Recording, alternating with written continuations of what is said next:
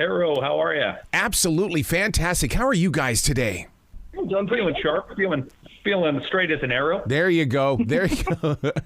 I got to tell you, I have been a fan of Naked and Afraid since day one. And the reason why is because it teaches me as an RVer how to go out there and don't just stop the first wall that you meet. You've got to plan things out and you've got to figure things out. So you guys, in my eyes, are heroes because you don't stop.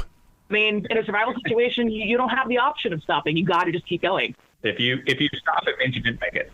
Oh boy, isn't that the truth? when you bring it up that way with survival mode, being from Montana, we lived in the wild out there, and I always had that fear of what if something went horribly wrong in this country? Who would teach us how to survive? And that's why I think I'm really connected to Naked and Afraid, because you do teach people ways to get around those things.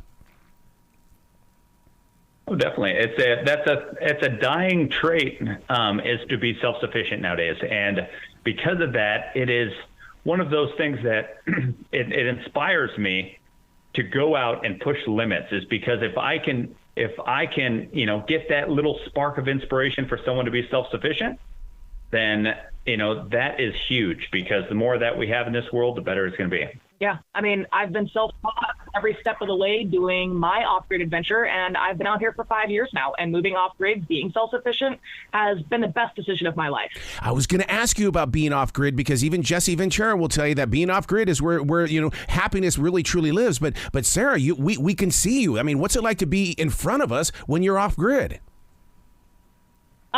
We had some technical difficulties this morning, but we've managed to push past that. We are surviving, and now I'm here talking to you guys, so it's been an adventure.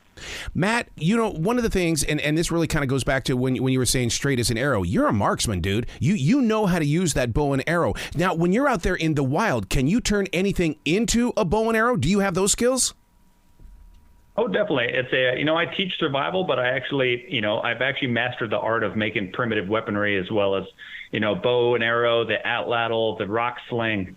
For me, those are still their items, but what you really have to tune in is the skills with those items. Because one thing a bow doesn't do is doesn't hunt for you. There's no passive way for it to work. So it really does involve learning how to hunt, learning the animals. And because of that, it actually makes me continue to grow while I'm doing any of these challenges. 45 days in the gorge in Africa, and you're teamed up with a partner. My God, you better trust that partner, because if one of you taps out, boom, you're both out.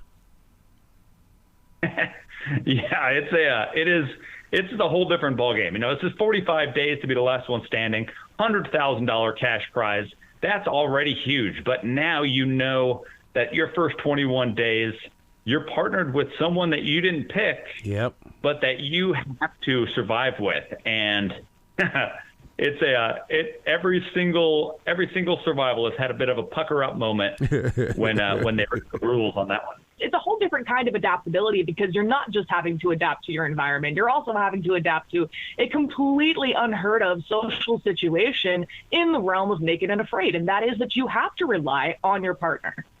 What's really interesting about Naked and Afraid is that, sure, when people first discover the show, it's like, oh my God, they're naked. But then when you really get into the show, the storylines and how you're able to survive out there. But the question this season would have to be, is your mind on the $100,000 to get you through the storm? Or is your mind into, hey, I'm going to make it to day number 45, because once I get away from here, I'm going to change other people's lives on the other side of the planet?